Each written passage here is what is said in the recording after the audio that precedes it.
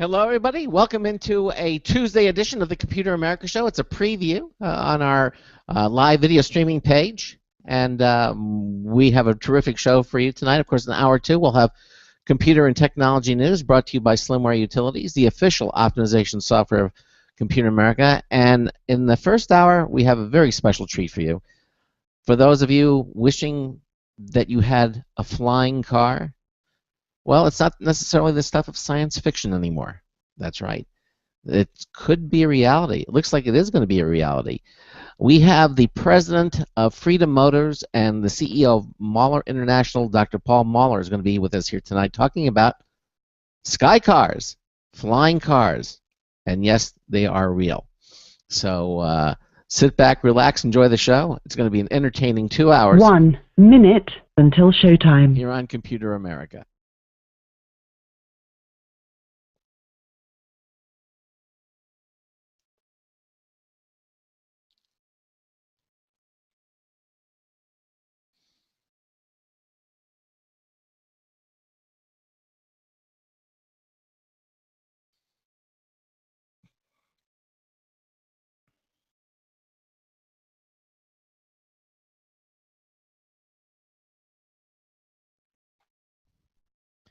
Thirty seconds.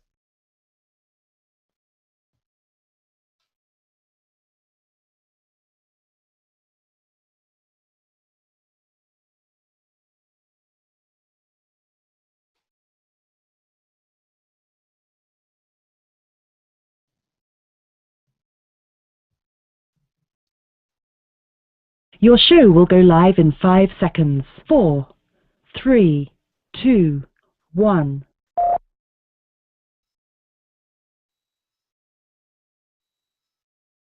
Broadcasting live, it's America's longest-running national radio talk show on computers, Computer America, hosted by national columnist Craig Crossman. Look for Craig's weekly column in your favorite newspaper. This show is being beamed nationwide at ComputerAmerica.com. Keep it here for technology news, computer products, guest interviews, and your phone calls. You're listening to Computer America. Hello and welcome into the Computer America Show. It's the nation's longest-running, nationally syndicated radio talk show on computers. Computer America is heard around the world and coast to coast. And I'm your host, Craig Crossman. And I'm your co-host, Ben.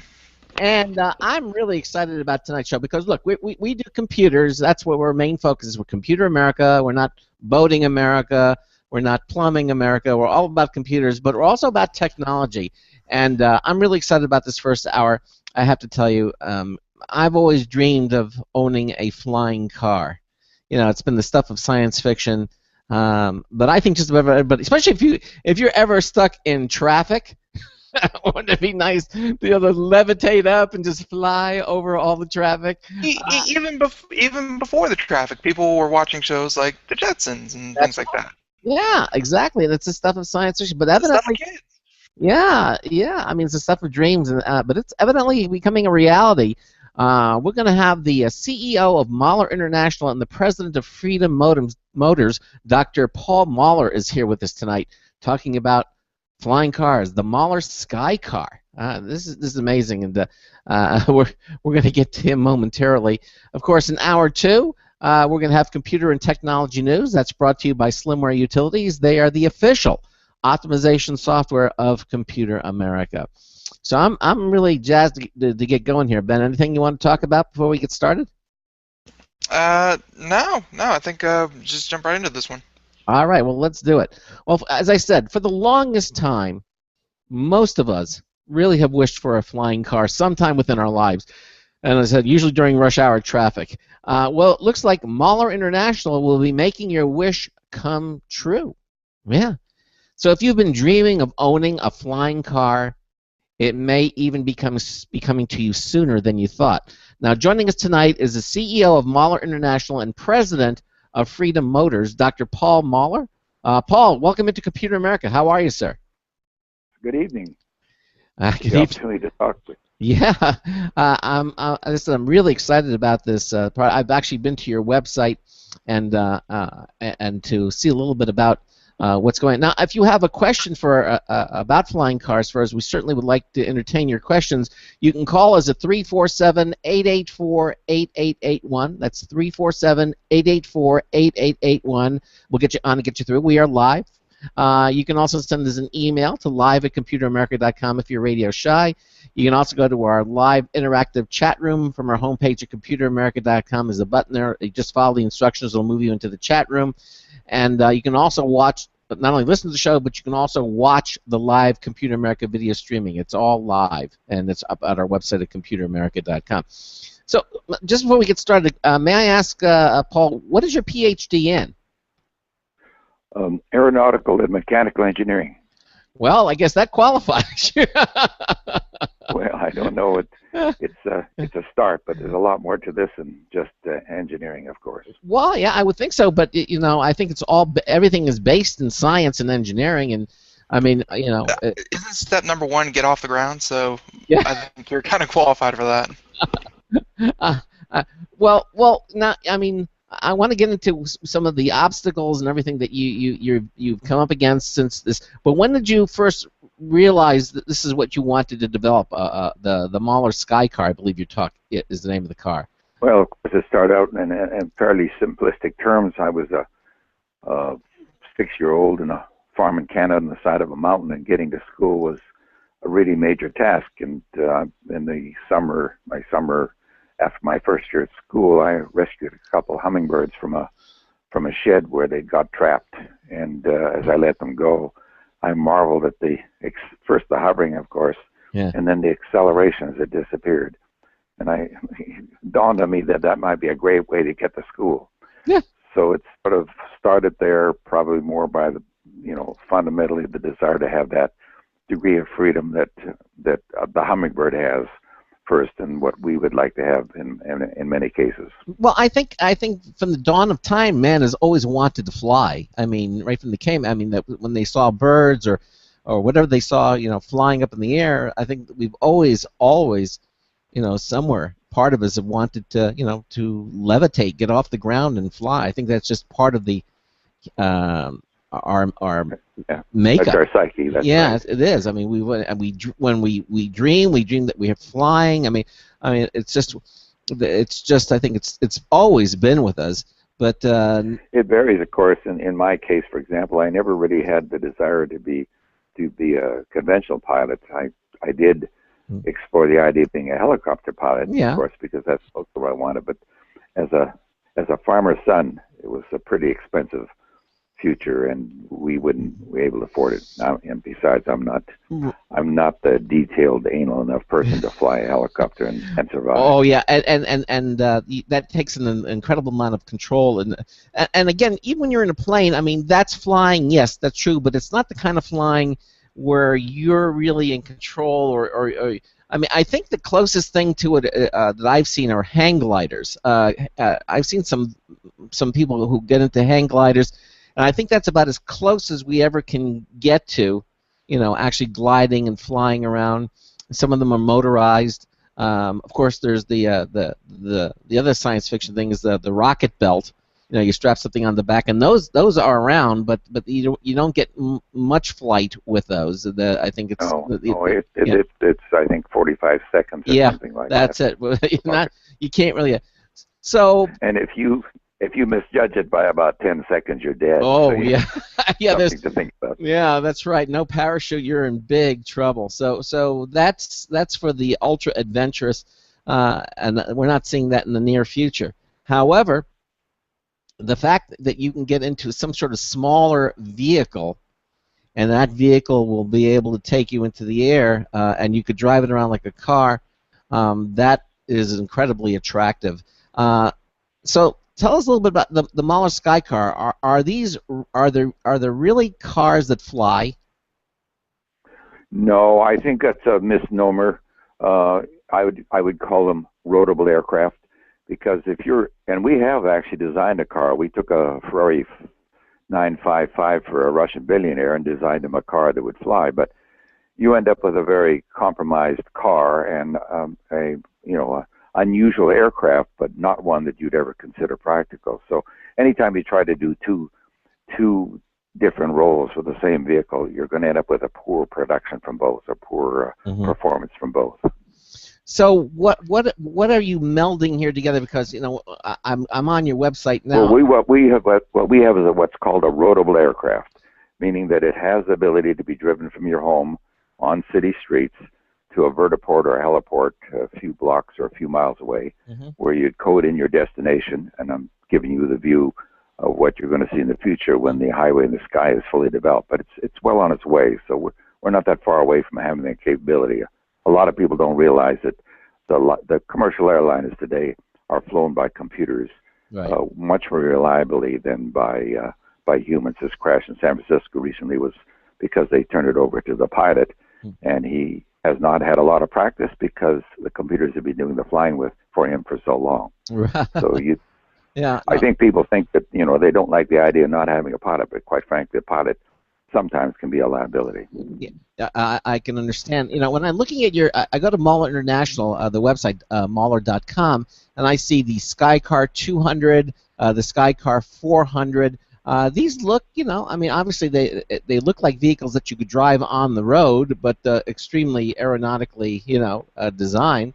But are the cars going to look something like the Skycar 200, the Skycar 400? Oh yes, they'll be virtually identical to that, and as I said, they certainly are roadable, but not in the sense you're going to go down the highway. I mean, my argument is always why you're going to drive if you can fly. So you're going to use them as you need to. You don't really want to store this at the airport. You want to be able to park it in your garage if you are one of the people who are going to own it. But quite frankly, most people are going to end up renting it, or they're going to be using it as an air taxi initially. There was always the opportunity to own it, but there's not necessarily a lot of logic in doing so if you consider the real future where this is an automated world and skill is not involved in the flying. Well, I mean, real quick, everything that Google's doing with self-driving cars, there are many other organizations out there that are working on essentially autopilot for ground level cars.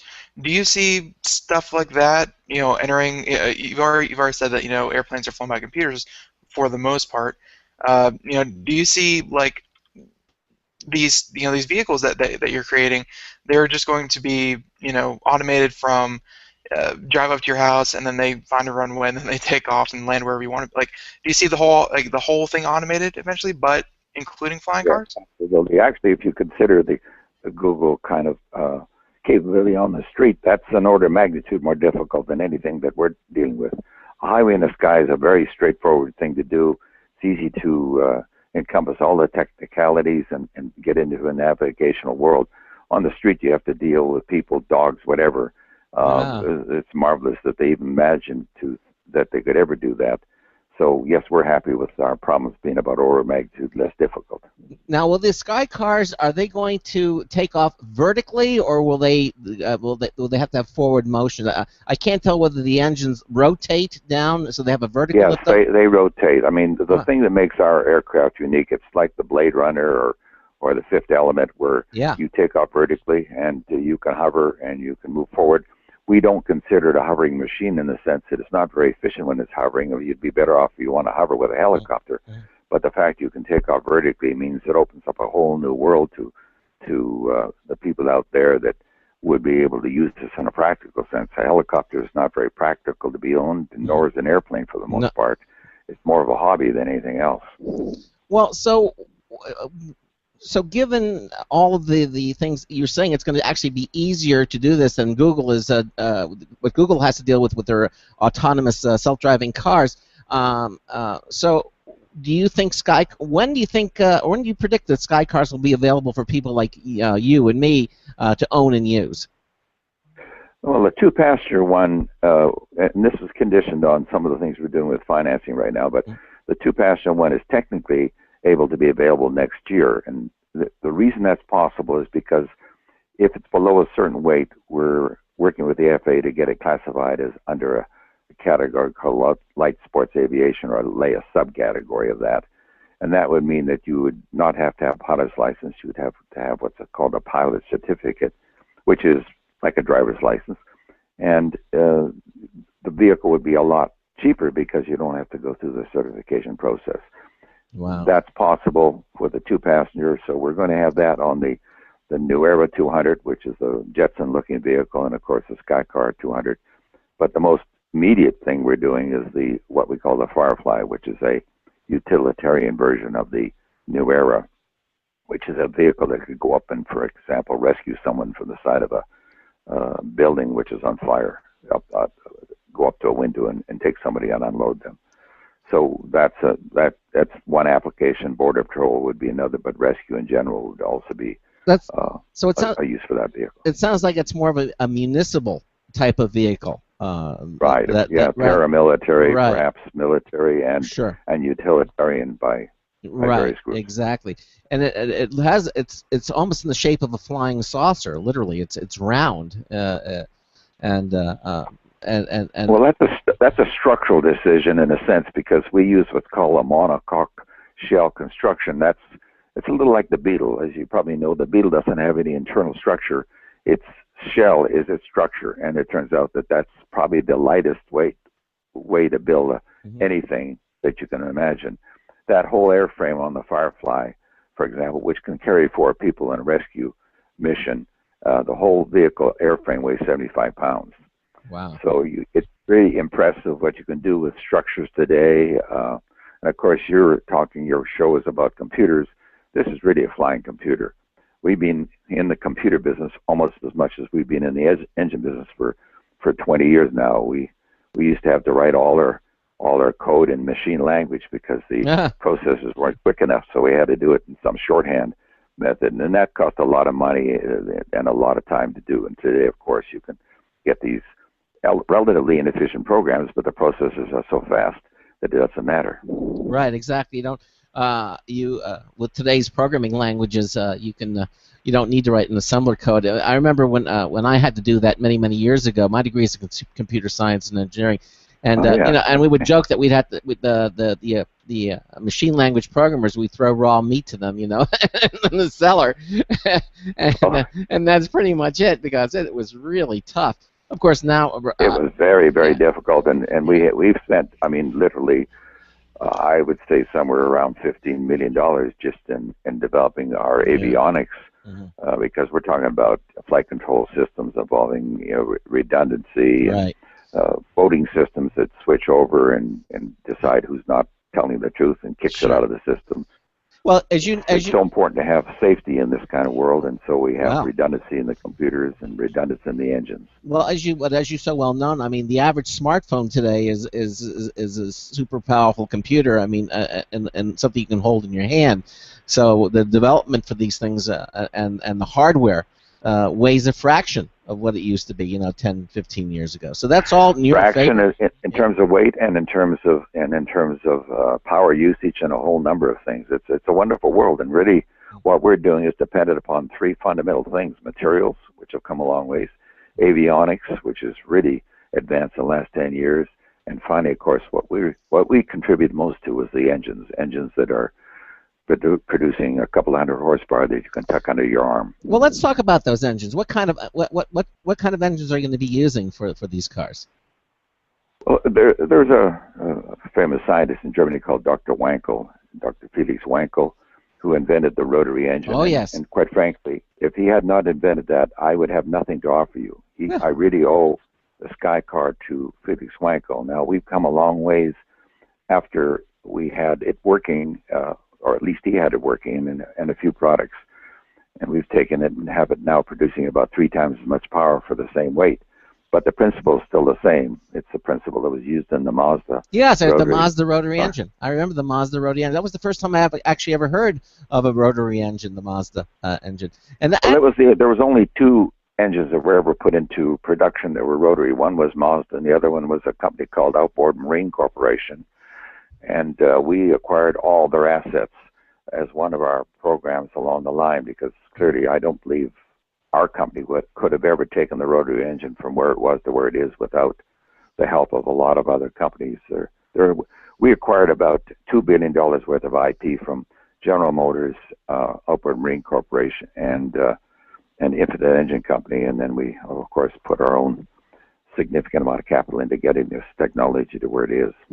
So if I were to ask you the question, why now, and what has changed that makes this invention viable, you would say probably the rotary engine was number one, and the rotary engines that are available as of today, and the others are that was the first thing. And you mentioned the computing, avionics, of course. Your business is clearly very important, and finally materials, where you've got materials today. You've had carbon fiber for some time, but carbon fiber is now getting down to a price where you used to have something that's 3 times or 4 times stronger than steel and lighter than the magnesium. Yeah. Weight is everything when you're trying to take off vertically. The hummingbird had hollow bones for a reason. Structurally, that was the best way to go.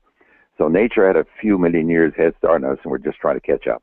I did not realize the hummingbird has hollow. There's no marrow in a hummingbird's bone. They're hollow. It may be a marrow layer on the inside, but it's still basically hollow because, of course, structurally you can get so much more strength out of a tube than you can a rod for the same weight. Wow. Ben, you were going to say something? Yeah, no, that's most birds. So they have hollow bones. They're really fragile, but hey, it keeps them in the air. It does. So, and obviously, safety is going to be an important thing too. I assume these vehicles are going to be super safe. And I mean, what will keep them from crashing into each other or falling out of the sky? Well, of course, that's the other component that's absolutely necessary. I described the 3 scientific elements that make this possible. The fourth is, the highway in the sky, because there's no future in this if people are free to go up there and fly at 300 miles an hour in opposite directions. Yeah. So personally, I wouldn't go up there in that environment. I don't think many other people would. But again, that is not a tough thing to do. We can deliver a missile, 1,000 miles away down a smokestack. Delivering a vehicle from point A to point B is done every day in the commercial airline business without really pilots being very much involved in it. Yeah, but you wouldn't want to get in the way of a missile. But as long as I know where it's going and I got a computer that tells me where I ought to be, that wouldn't be bad. So I know the skies are safe, but then again, we have air traffic controllers monitoring everything this 24/7. As long as there are planes up there, people are watching, and and the air traffic controller job is still considered to be, I think today, still one of the most strenuous jobs that someone can have. That's because it's still there's still this element of looking and seeing. Most of the aircraft up there. I mean, your commercial airlines know exactly where they are, and they know where everybody else is, but they don't know about some guy who's wandered into an airport area and is going to take down a jet plane. So they're still pretty risky up there, simply because there's a lot of uncontrolled aircraft that are flying around. Now they got to worry about drones as well. Yeah, drones. Yeah, that's another thing. But so when we get the Skycar into that mix, are they going to be as regulated as commercial aircraft? I mean, if my wife wants to take the car to go to the grocery store, and she takes the flying car to the grocery store, I mean, does she have to file a flight plan? I mean, what are we talking about here? No, you probably wouldn't use the Skycar to the grocery store. You'd have your little electric car that takes care of those shorter trips. But if you're going 50 miles and beyond, you're going to see a changing world, because many of the airline flights today have 750 miles or whatever. You spend more time in the line getting in and out of the airport and all the other things. If you could have an on-demand rather than on-schedule process, which we could provide with the Skycar, people would find they would be able to fly much faster from point A to point B, even though we aren't flying at jet speeds. Yeah. It's interesting because the other method of transportation isn't as heavily regulated. I'm talking about boating. I mean, anybody can take a boat of any size and go any pretty way they want to at any time of day without telling anybody. I mean, boats are pretty much unregulated when it comes to that. I mean, there are quote-unquote invisible lanes in the ocean and the lakes, but pretty much anybody can boat anywhere they want to. But that's not the case with flying vehicles, and I don't think it'll ever will. No, the boating is a sort of a two-dimensional world, right? And air flight is a three-dimensional world, which brings in another dimension that can lead to a great deal more complexity. Yes, it does. I can certainly understand that. I'm still having a little trouble wrapping my brain around, using a car. Now, so let's paint the scenario. So let's say anything over, 50 miles. I'm going to go 100, 150 miles. I'm going to commute to work, and it's like 150 miles away. I'm going to take the flying car. Um, will I have to file some sort of flight plan for that, or is it going to be automated? No, probably not. You would be able to. You would just be able to code in your destination, and since your flight plans are there to make people informed, but if you give your destination in a controlled airspace, then everything about your flight and everybody else's flight is already in the database. So that's the beauty of it. This is an all or nothing kind of approach. You can't have people flying into these airways, and there is always a risk that someone will do that in even a controlled world. But I think that could be avoided. There's a lot of other things we can do to make another pilot aware of where we are and where we're going, and just in case as a backup, something were to go wrong. Yeah. Your term of the highway in the sky is probably the best analogy for it, because it would probably just be one dedicated space for these flying cars to use, just like a highway nowadays. That run the interstate highway system is only meant for cars. There's not people with bicycles riding down the middle of the lane saying, "Oh no, I belong here too. Don't worry, folks." It's only meant for cars. That's very true. You could have off airways kind of recreational regions for people to go into aerobatics or whatever, but there will be defined highways in quite large areas that will be restricted, certainly around cities particularly. Yeah, exactly. Let's talk a little bit about what do you think that these things are going to cost to own and operate? Just have any idea at this point, or is it way too early? Yeah, we know pretty much. Of course, at the beginning, like anything, you're not building large enough numbers, so you don't have economy of scale. But we're very competitive with a light helicopter, which could sell for a couple $100,000. But one thing we don't have is we don't have a couple thousand moving parts, each of which has to go through a very complicated inspection process. Mm-hmm. The only moving parts on our vehicle are the engines, and if an engine fails, it's not a problem. So what we've eliminated are all of those very expensive and very detailed items that require continuous inspection, which makes the cost of the helicopter remain high. There's no way you can bring it down. We know that if this was produced in 100,000 units a year, which is not a very big number relative to automobiles, that it would be the price of a quality automobile. It's very simple, actually. You've got an airframe, and you've got 4 computers, and you've got 8 engines, and that really, quite frankly, is the aircraft. The engines cost about half the overall cost because there's so much power involved. But other than that, if you can get the engine cost down, you get the aircraft cost down. Do you think by the time you're ready to begin production of these things that costs will stay about where they are now, or will be even lower? Well, we're talking seriously producing at least Fireflies next year, and if at the very latest Skycar 200s the year after that. So the price is going to be what the market will bear. In fact, our first aircraft are already being scheduled to go out under international auction because we've had so much demand. So that they may go for $1 million a piece. I mean, some Arab would like to put this in his living room, even if he doesn't fly it. So you're going to get a lot of that out there, and that obviously helps us recapture a huge amount of capital that we've expended so far. Well, yeah. But it will come down. Well, of course. I mean, there's always going to be Lamborghinis and exotic cars, and and I guess this will certainly initially fall into the exotic car class, but unlike those exotic cars, you're looking to bring these to the general marketplace, where Mr. and Mrs. Everyday can afford something like this and actually incorporate it into their lives. But I mean, like I've always had the idea in my head that owning really wouldn't be that big of a deal, because you would have like a fleet of these, you would have a fleet of these things, sort of like a taxi service, where if you wanted to call upon one, you didn't have to pay the $200,000 up front. If you wanted to use one of these things, you could pay your $40-50 to use one. No, you're absolutely right. You hit the nail on the head. The Skycar can be built in 1 to 10 passenger versions. We've done all the wind tunnel testing and all of that all the way through the program. So, rather than an automobile, which always has to carry 4 passengers, and you prefer it weighs a lot in case it hits somebody else, you have a vehicle here that if you're going someplace, you rent, it's a one-passenger vehicle, it'll get 100 passenger miles per gallon, which means you'll get about 100 miles per gallon with your one-passenger vehicle.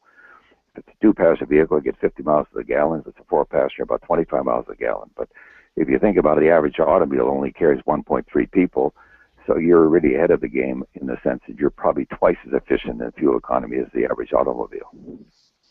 Now, is it going to be using regular gasoline for this, or do you need special aviation fuel for these cars? No, the engine actually prefers regular gasoline. It was designed for that, and it works better with that than it would with premium. Well, then you've already solved one of the infrastructure problems. This is one of the problems with electric cars today. I mean, they're wonderful, they're great, but there are not as many electric fueling stations out there yet as there are gas stations. So if you can have, if this takes regular automobile gasoline, standard gasoline, I would think that's one less problem you have to deal with, isn't it? Yeah, and the interesting thing out of this category, I was telling you about the LSA category or subcategory of that, they allow regular automotive fuel, whereas if you get into the other aircraft, you might have to use aviation fuel. Our preferred fuel, by the way, is alcohol, and we've used alcohol partly because of the safety issues. If you have an accident, which is always close at hand in our mind while we're testing these, you're going to be in trouble with alcohol than you were with. Talking about DUI or FUI, flying under the influence. Exactly. I was just thinking, alcohol is my preferred fuel as well. Yeah, exactly. Paul, we're at the bottom of the hour, and the time is just flying by, no pun intended. But we're going to take a break. We're going to take a little break and then continue on with us because this is really fascinating. You're listening to the Computer America Show on the Boost Radio Network, on the Blog Talk Radio Network, on the IRN Radio Network. I understand we're having some technical difficulties on the Boost Radio Network tonight, but don't worry, the show will be archived, so you can always listen to it again. But listen to us on the Blog Talk Radio Network. We know that's working. Ben and I are talking to Dr. Paul Moller. He is the President and CEO of Moller International. Flying cars is the topic. We'll be right back. Hey everyone, have you heard about the No hair removal device that's sweeping the globe? If you want to go weeks without shaving and get smooth, professional quality results, here's our favorite host, Cheryl, for No hair removal. Thanks. Hey gals, I love talking about my No. It's this cute little hair removal system that you can take with you and use almost anywhere at home or on the road. No more expensive in-office treatments, painful waxing, and no more wasting your valuable time. Got unwanted facial hair? No has patented thermocon technology that works on all hair and skin colors, so it's perfect for using on all body parts. And now you can take advantage of this incredible risk-free trial. Get the No, the facial kit, a travel case, and a $100 discount shopping card, and you don't risk a penny to try it. Try the incredible No hair completely risk-free. Call 1-800-953-5415. That's 800-953-5415. 800-953-5415. Hi, this is Craig Crossman, host of the Computer America Show. You have important meetings to schedule. Your company's getting ready for its IPO, and you're in charge of the PPA fundraiser this month. So how do you coordinate everyone to be available at the same time? Are you still using emails, phone calls, even text messages to schedule meetings with a group of people? How's that working out for you? That's so great, huh? It's a fact that every day, millions of people suffer from scheduling headaches. Well, with Doodle, scheduling meetings with a group of people is quick and easy. With Doodle, you can easily propose available times to each member. Each one checks off the times that they're available, and then you simply pick the time that works best for the group, all in an easy-to-read display that integrates with your existing calendar. Nothing could be more simple. Give Doodle a try for free, and like millions of Doodle users, you'll truly see how easy it is to find the perfect date and time for all your meetings. That's www.doodle.com.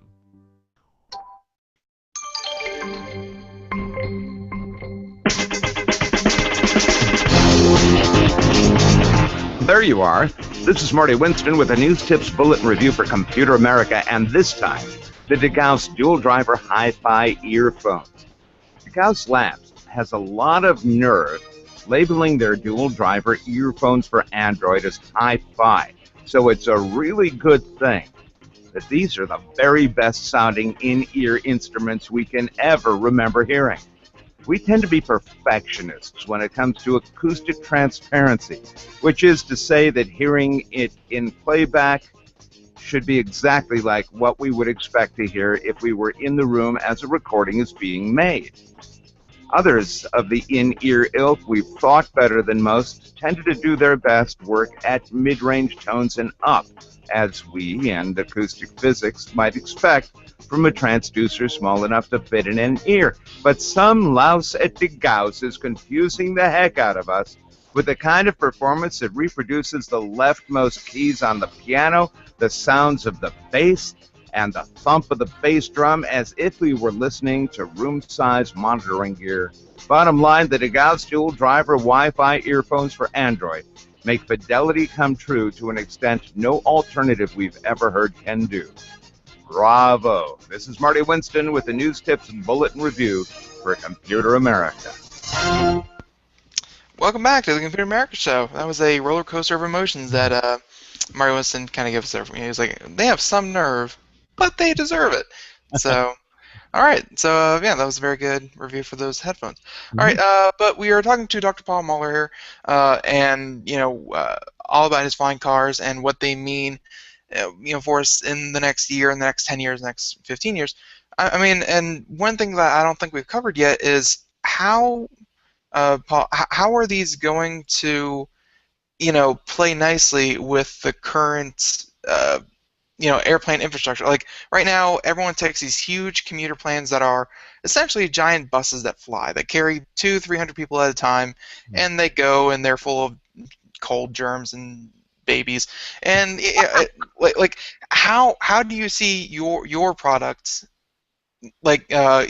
interacting with those? So we would be operating at a lower altitude. Our maximum altitude is 25,000 feet, and the commercial airline business, for the most part, is flying above 30,000 because it's efficient. It's an economic decision to fly high. You get you can fly faster and burn the same amount of fuel, so it's attractive to do that.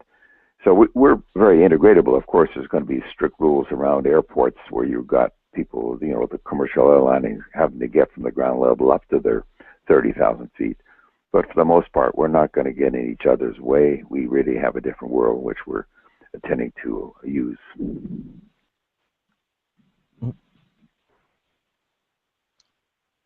Okay. I didn't. You might have cut out there at the end, but not only how are you two going to interact, but do you see maybe in the future like there are going to be less commercial flights because if you have the option to take essentially like an air taxi 200 miles instead of hopping on a plane and doing that same trip, I mean it is going to cut down on those kind of air vehicles?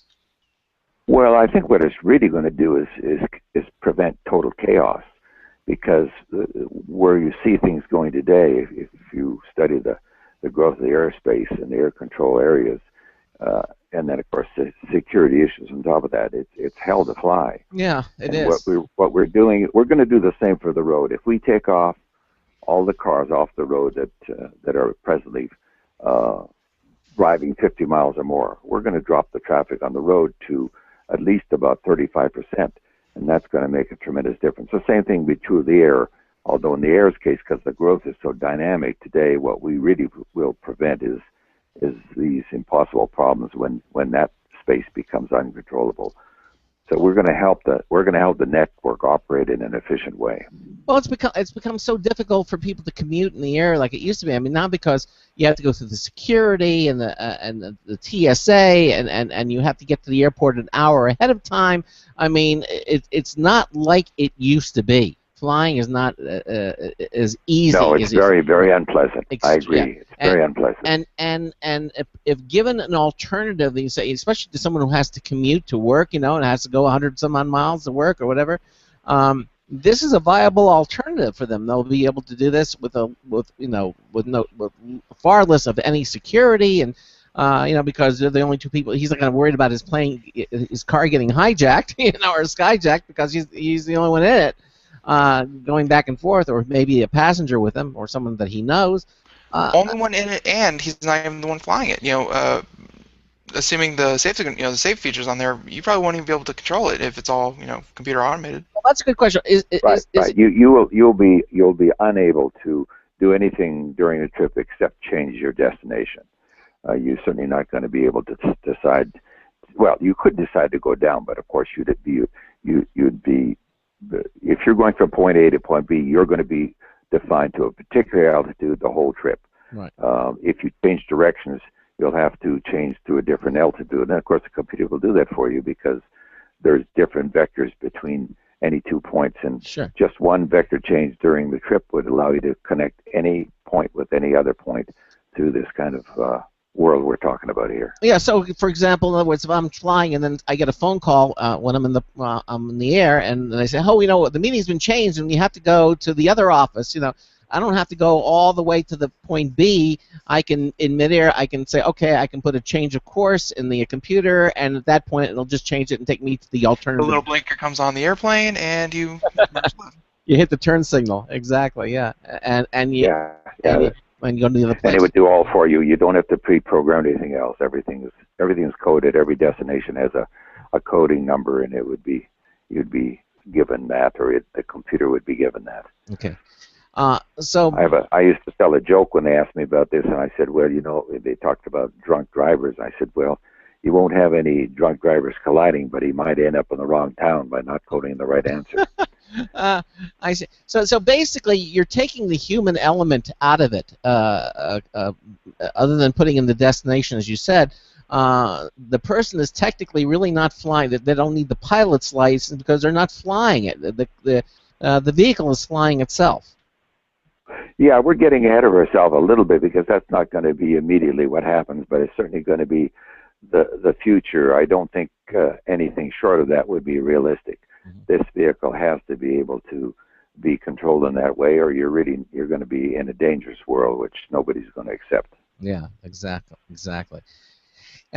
So, I mean, put your future goggles on. I mean, how many years do you think it's going to be before we will see this scenario where people will go into the vehicle and code in their destination and off they go without having to drive? Well, I'd like to say it's going to happen in a couple of years, but I know that the government moves in a very slow way.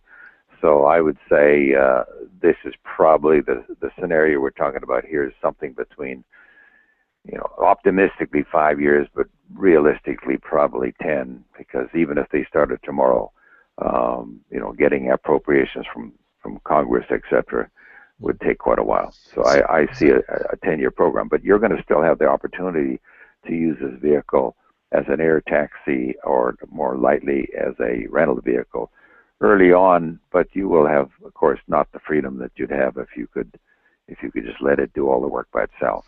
So as a rental vehicle, so you have two issues, obviously. You have the technological one, and then you have the legal one. So those are the two issues. Absolutely. And you're going to get over the technological one probably far more quickly than the legal one. Well, they're already solved right now, yeah. So the issues are more issues raising the capital to move to production, because we've really looked at all those critical areas where you had unknowns, and quite frankly, the only really extremely difficult thing to solve was the need for this great deal of power. That has cost a lot of money and time. Okay, so then there's three things. There's the technological one, there's the legal one, and there's the financial. Then I guess you have three issues. Okay, then and you've got the technological one. You're still working on the financial one, and then of course the legal one. But you think about 5 years, people will actually be able to rent these vehicles. I would say I'm sure of that. The issues are more like what level of training would they have to have. Okay. It depends how advanced in 5 years the highway in the sky is. It's probably advanced enough that there's absolute avoidance of other people. Mm-hmm. Even if you're not in the highway in the sky, you can put systems on board that tell you if somebody's coming near you or where they're going. So we can get there quicker that way. But if you're talking about a full-blown world of tomorrow, then that's a bit further away and could be 10 years away. Okay. All right. So you've been working. No. Okay. real quick, I mean, it's obviously this is going to be a little bit bigger than just, whatever onboard computer you have talking with every other onboard computer next to you. I mean, what kind of agency is this going to be? The FAA, or is this going to have to be some other company or agency to No, manage the whole they thing? will never give up jurisdiction. They control basically the world, and that Okay. you can see the wars that are going on now with the drone aircraft, where the FAA has been very reluctant to let these, for good reason, of course. Public safety is important, but they are fairly slow-moving agencies, so it'll take some time for that to happen. It'll have to become a really big priority, and I think that's possible if the highway system really gets as bad as it could, or the airway network gets really bad. Then the priorities will change. But short of that, it's going to take some time to get American government moving. Okay. All right. All right. So at this point, at this point, well, what happened there? Okay. At this point, well, what happened there? Okay. At this point, well, what happened there? Okay. I'm not sure what's going on. I'm not sure what's going on. We're getting some feedback here, and I'm not sure where that's coming from. We're getting some feedback here, and I'm not sure where that's coming from. We're getting some. Oh, I see it. I got it. Okay, I see what happened. All right. Good job, Craig. Yeah, I see it. I see what happened. Okay. So I'm sorry about that, Paul. What do you think the environment? What will the environmental impact of these vehicles be? Do you think? Well, not a lot of people realize that most of the emissions that occur today that cause all the trouble occur during idle at a stoplight or low speed during acceleration. When you're operating an aircraft, it really is either operating at full speed or full bore. Certainly it's operating in an efficient case where the emissions really are fully consumed or not produced in the first case. So you're going to see a significant reduction in emissions. Our engine, as it turns out, is extremely low in emissions in the first place, the lowest recorded emissions one testing agency said they'd ever seen in an engine. But it's also important how it's used. And so I think we have an opportunity here to have an impact on emissions as well. Mm-hmm. And as you said, you're dealing with alcohol, or you're dealing with obviously that's a cleaner burning fuel. Much cleaner, yes, exactly. Absolutely. So I think the environmental impact would be, not that much, especially if they're offsetting regular gasoline vehicles. I mean, as more and more people begin to use them and don't have their regular cars, or they move to electric cars, I think by the time, in the time frame that you're talking about, 5-10 years, I think we're going to be shifting over more to electrical vehicles anyway, and that infrastructure will certainly be more solidly entrenched around the country, because that's one of the limitations now. People want to buy an electric vehicle, but if they go more than 200, 300 miles, and there's no fueling station for them to refuel, and it takes them a long time to refuel. That is the only thing that's really. People can only use electrical vehicles for around town, local. They really can't go out of town in an electric vehicle unless you do some really careful planning. But as more and more of those stations get into place, then people can venture out more. It's just like gasoline stations. The gas stations are everywhere. If they can get electrical stations out there alongside with the gas stations, people are going to be more inclined to use electrical vehicles. So in that time frame that you mentioned, maybe more of this will be in place. From what I can see, unless you can see anything different, I think as more time passes, Paul, people are going to be more inclined to accept your technology and accept it and use it. I think so, Perry. And again, if I didn't do it, someone else is going to do it. I mean, it's inevitable, regardless of anything else that's going on. This kind of technology is coming. It's a logical step. It's a little bit more complicated than people thought, and therefore it's taken a lot longer. Certainly developing the engines turned out to be much more difficult than we ever anticipated. But we're there now, and so I'm a lot more comfortable that I'm going to see more of this in my lifetime. I was worried for a while whether I'd be around. Yeah, well, there is that worry. What was the technological issue with the engines that you had to overcome? I know you see you've got. Well, what was it? Just simply finding a way to do some very, very interesting things. We had to develop many patented technologies to be able to get an engine that's very, very light, still reliable, low cost, and very powerful. And if you put those three requirements together, you can imagine it didn't happen overnight. It's taken a lot of time to. Well, we've been working on engine. I was the first person to bring a rotary engine into North America. I did it in the 60s. When I first learned about the engine, I said, this is what I've been missing in my research up to that point. And I immediately got in touch with Curtis Wright and ended up getting an engine brought over. I was able to do it because I was a professor on campus at University of California, so they gave me a special disposition or whatever you call it, so that I was allowed to bring that engine into the country. And that's when I started, some of my students put together a project and we started testing the engine. And I've been with it ever since. I mean, I've done a lot of aeronautical work, but the engine turned out to occupy most of our time. Did you foresee this when you started? I mean, on this project, that there was a chance that you might not be alive, before this thing's come to fruition? No, I don't think I thought that way. I thought I'd be a lot more ahead of the curve than I am, because I've raised a huge amount of money, but I didn't anticipate, of course, the need, which I should have, that you're dealing with the need for a lot of skilled people.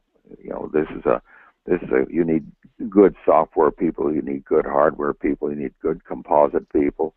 My skill level is, I'm reasonably good mechanically. I went to a trade school before I actually went to university, and so I like that. But at the same time, my level of skill would not ever qualify.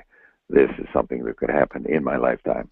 So making it happen turned out to demand a lot of money, and of course that really drove the whole project.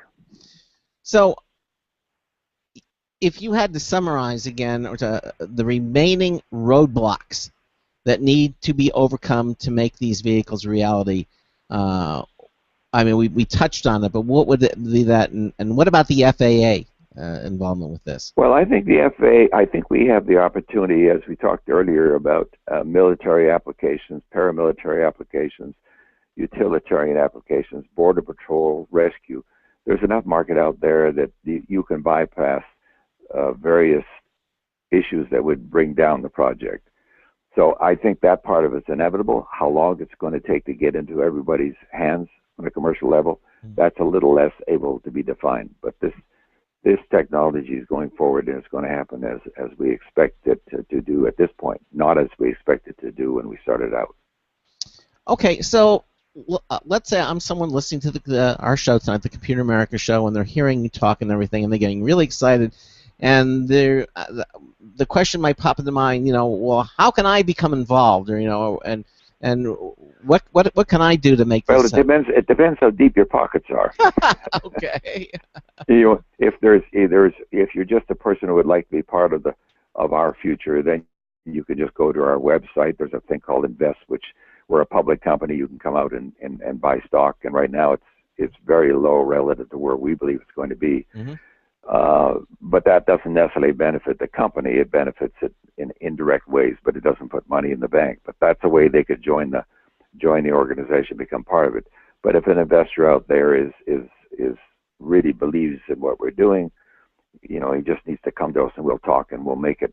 I guarantee we'll make it attractive enough for them that it'll turn out good for all of us. Well, hopefully someone listening will feel that's certainly appropriate. And now, of course, if you go to our website at computeramerica.com and you click on our it says interact with the show, we have our show notes button. Just click on that. You'll see today's show is December the 16th, 2014. And you'll see the link to the Moller website. We have the link right up there, and of course, Dr. Paul Moller is listed there as well. So you can go to the website and find out more information about the Moller International and these flying vehicles, these flying cars. Yeah. I might mention too that just go to if you don't want, it may be hard for someone to remember this Moller, but go just put SkyCar, and there's 400,000 references to it on the internet. So if you scan down the first page, you can see the Huffington Post online, and it's a wonderful story that they've written up about the whole technology. Really a great story. Yeah, I read that, by the way, and we have links to that too. And again, at our show notes page at computeramerica.com. Just go there. So I guess now there's 400,001 references. Yeah, exactly. So you can but actually a very Bill Robinson of the Huffington Post Tech did this Techscape article on it, and he did a very nice job. You get to see a picture of it. As well. You'll see a number of interviews that I've done over the years. You'll see the aircraft flying in a number of different ways. Yeah. And that's a good place to go. And the only other place I might recommend is I gave a TED Talk, which you may or may not be familiar with. Very familiar with TED. Which also kind of describes kind of the history that I've been through in getting to where I am today. Yeah. And again, the interesting story, and you can read those again at the Moller website. Again, www.moller.com. And again, we have the link at computeramerica.com under our show notes page. So before we say goodnight, Paul, anything else you'd like to share with our listeners about your dream, the car? Where you're heading for? Anything else you'd like to tell us? Because this has been fascinating. No, I think the one thing I'd probably mention, just to add a little credibility to what we've done, I've been delivering drones to the military for 20 years. We've been flying drones that are equally advanced to anything that's out today. So we've had a good run at demonstrating the technology. We just haven't done it with people on board that much, and that's our next step, is to take what we've done and shown in the form of drones and doing it with real people and putting out a product that hopefully we'll all have the chance to enjoy before we meet our maker. Well, drones have been in the news quite a bit. As you know, Amazon is thinking about delivering their products via drone, and there've been all these. Well, we were doing that 10 years ago, believe it or not, for the military. For the military, I guess in the military first, and it trickles down and filters into the consumer world, and right, absolutely. And it's less risky for the military world, so that's where you start out. Exactly, and then and we're seeing more and more of that filtering down. And at first, everybody scoffed. They said, "Oh, that's not going to happen," but we're starting to see it. We're even hearing about pizza delivery joints delivering pizzas via drones. It's becoming, it's interesting. As consumers start to embrace these technologies, there are always going to be issues and things, but I think the genie's out of the bottle. People want to see it happen, and I think eventually we are going to eventually see these things happen. And I can't wait to see the day when flying cars are going to be here. And I'm sure that you're looking forward to it as well, Paul. Yes, I actually like the all this emphasis on drones, because it's making people aware of vertical takeoff. Yeah. I mean, it may be a scale model, but it tells people, why can't we build bigger models of that and put it in people's hands? Absolutely, we can. You go into the mall now. They have drones flying around. They sell them to children. I mean, you go to a Brookstone. You go to any of these stores now. They have these radio-controlled helicopters and drones, the quadricopters. You can get them, and you can fly them yourself, and just and they're very inexpensive, and they're easy to fly, and they're very easy to fly. They've gotten it so now you don't have to be when they first came out, you had to be technically proficient. Now they're very forgiving. The onboard circuitry and computers make it really, you just go left, right, up, down, and it handles all the tilts and everything else that you don't have to worry about anymore. They fly. The viability of that technology hopefully will condition people to having ones that people fly in. It makes sense. If you can do this on a model scale and do it so easily, why can't we do it with people on board? Exactly. Of course we can. Exactly. Well, Paul, listen, I want to thank you so much for being with us here this hour and telling us about your dreams and these things coming to reality. And we're going to keep an eye on it, and maybe have you back in a couple as developments continue to improve, and get you back on the show. I look forward to that. All right, Paul. Thank you. I appreciate the opportunity. Thank you. Take care. Have a good evening. Good night, sir. Bye-bye. Thank you, sir. All right. All right. There you go. Again, flying cars. Huh. Wow. Again, sorry. And the fun thing is, the timeline that he gave, if we're to believe, our expert that we just had on, 5, 10, 15 years. Yeah. That's not too far. No, we'll all be around.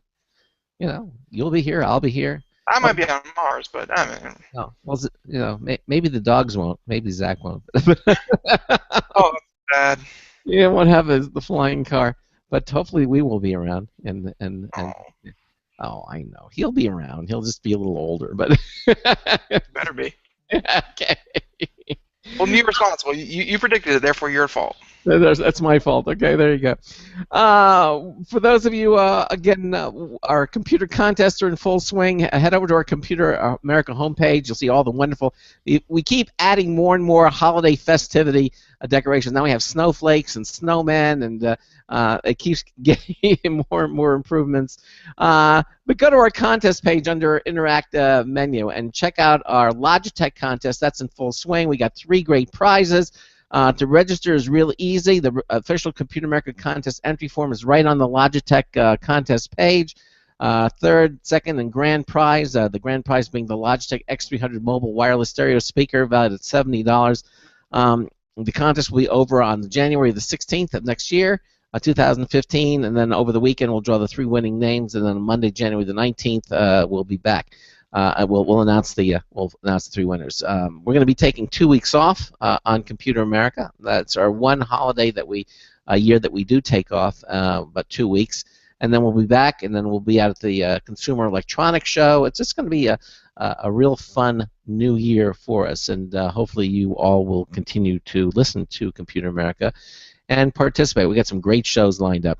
Make sure that you subscribe to our weekly email newsletter, the show reminder, always the publication that tells you who's going to be on the show for the entire week, the future plans for the show. Everything is there.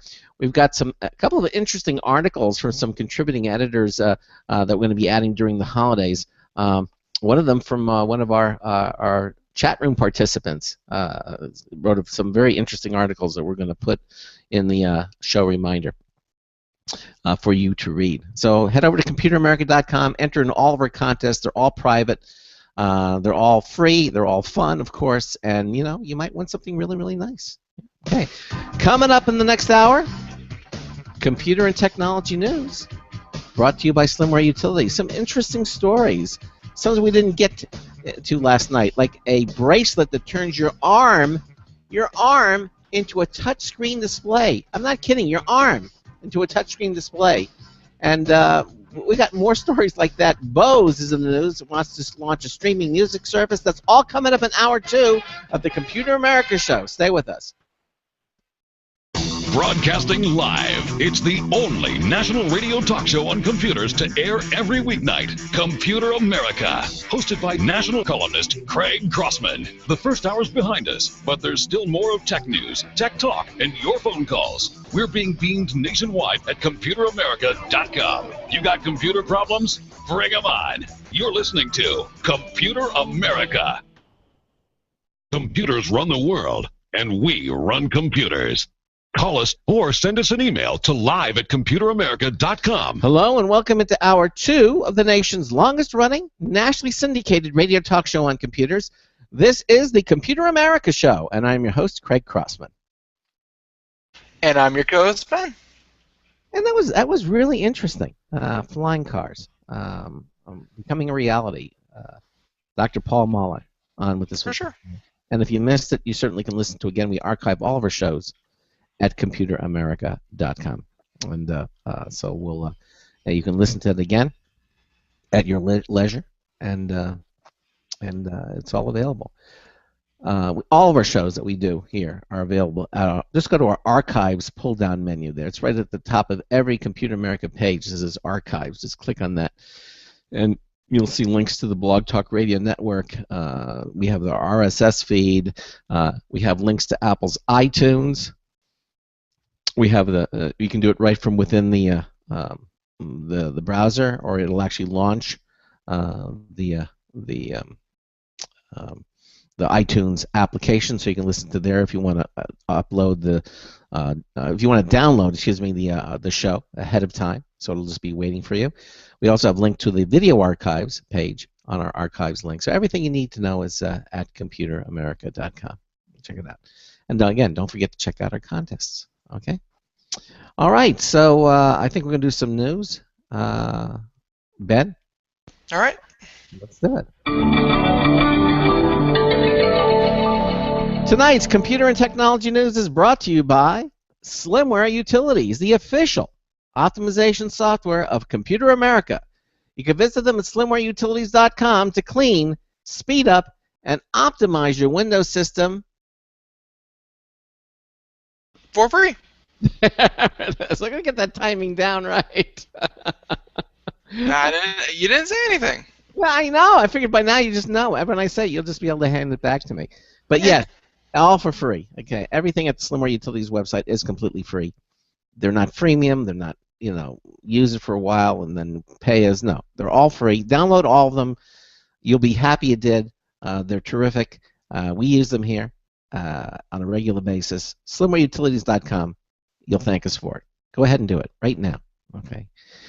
All right, and the first story of I want to do is from Maximum PC. This is Paul Lilly, and it's called The Secret, but it's spelled C-I-C-R-E-T. It's counter to it. Secret bracelet turns your arm into a touchscreen display. Did you watch the video? I watched the video. It was very impressive. And he says, the wearable category has opened the door to several interesting product ideas. We have the watch, all the different watches. We have the little armbands that they have. The Fitbit, all these different things. Wearable technology but I have never seen anything like this. This is a thin little bracelet that you wear on your wrist, and it turns your arm, your actual forearm, be the top of the arm, the bottom of your arm, into an actual touch screen. That's right. It's currently in development, though you won't find it hanging out on any crowdfunding sites. Instead, the developers are seeking donations on their own in hopes of raising 700,000 euros to finish the first prototype. And it's an interesting design that makes use of a Pico projector and various proximity sensors, the latter of which you pick up your gesture actions and commands. And just like a glass touchscreen, you can tap your forearm and perform touch functions. Even when it's wet, if you're taking a bath, for example, it'll still work. Now, supposedly the device can do anything a phone or tablet can do. This, again, according to the Daily Mail reports. That includes things like reading emails, hop around the web, play games, watch videos, make calls, and more. That's right. It's being built to sync with an iPhone, though it can also function as a standalone device. And should the project come to fruition, it will cost around $475 and come in 16 and 32 gig models in choice of 10 different colors. Okay, and you really should see the video. Again, it's at Maximum PC. If you want, you should watch the video. But it's very impressive. I'm assuming the video is really, photoshopped. It's not the actual thing, but you can't really tell. I mean, and bottom line, it's showing you what it's supposed to do. You got the pinch gestures, all the gestures you would normally have, which with your regular touchscreen will work, but it's on the touchscreen's on your forearm. A very, very cool device. And Not looking. Say again? Not bad looking. No, not bad looking at all. Well, when it's turned off, it just looks like a little wristband. Yep. And until you turn it on, you don't even know it's there. It's just amazing. So I have a feeling it might go the same way as the laser projected keyboard deal. So you don't think it's going to catch on? No. All right. Well, I still think it's neat. Okay. Yeah. So for this next story, these are some of the ones that just came out today, and one of the big things that happened in certain communities, the certain community I'm talking about, would be, of course, the file sharing community, and again, don't confuse file sharing with everything illegal. Yes, there's some illegal element to it, but file sharing is perfectly legal when you are sharing your own content. So, the Pirate Bay was taken down a couple days ago. The latest one, I think the latest one was like piratebay.zl or something like that, like New Zealand or something like that. And every so often they have to up and move servers because the feds like to come in, raid them, and take them down. Mm-hmm. Well, it turns out that that's exactly what happened yet again. Is feds raided the Pirate Bay. Really? Yeah, it took them out. So again, this article is from Max and PC, Paul Lilly, and the Pirate Bay crew breaks silence, talks raid and possible return. So the admins of the recently raided torrent site, the Pirate Bay, speak out. Swedish authorities took down the Pirate Bay, once considered the most popular torrent site on the planet, following a raid in which police seized computers, servers, and various other electronic equipment. While the Pirate Bay co-founder Peter Sund had some scathing remarks to share about the site and its crew, the current admins had remained silent following the raid until now. They said, "We were not surprised by the raid. That is something that is part of this game. We couldn't care less, really." Kind of being flippant about the whole thing. And again, his name is Mr. 10100100000. So, you know, that's what it is. We have, however, taken this opportunity to give ourselves a break. How long are we supposed to keep going? To what end? We are a bit curious to see how the public would react. Flat out, the current admins don't know if a comeback is in the cards, though if the Pirate Bay does rise up again, it'll be with a bang. He doesn't elaborate exactly what he means by that, but in the meantime, copycat and mirror sites have popped up, and some of which are adding new content. As far as which is the best alternative torrent site to visit besides the Pirate Bay, he says that he's going to have to let the quote-unquote swarm decide. So this is one of those things where it's like, hey, yes, the Pirate Bay was taken down, it was raided, all that good stuff, but in the end, I mean, it's file sharing. It's, you know, you can take down one server, you can take down one content provider, but Greg, you know, I know that just because it's taken down one place off the internet doesn't mean it's gone everywhere off the internet. No, that's very true. It's very much the feds are trying to play whack-a-mole here, and Yeah. they admittedly they hit a pretty big mole, but I mean they're just gonna keep popping up. Yeah, exactly. It's, you know, it's never going to go away. You know, I mean, there's always going to be something. It's never going to go away, but yet just the current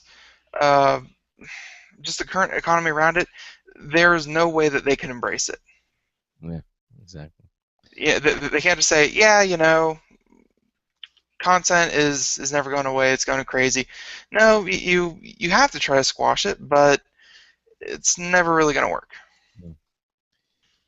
Well, you know, as much as I know about it, as I said, I think it's never going to go away, and I think piracy is always going to be here, and I think it's just a part of the human condition.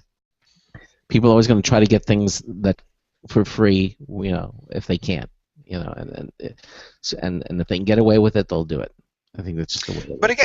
But again, it's not always a bad thing. I mean, even when piracy has a kind of counterintuitive lean to it, where even though, yes, you know, they're getting content for free that would otherwise, you know, they wouldn't be able to get, they've shown where, like, they have numbers where the most popular torrented and illegally downloaded you know, material like Game of Thrones and, you know, whatever movie or television show or game you can think of, they also have the highest rate of actually going out and purchasing these things, like paying good money for the things that they like.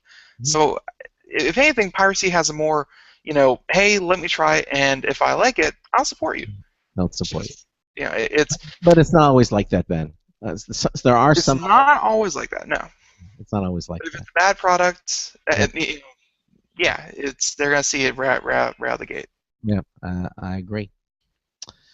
Bose has been out of the news for a while, but they're back, according to Engadget. Bose actually, no, we always think of Bose. What do you think of? Speakers, right? That's what I think of when I think of Bose.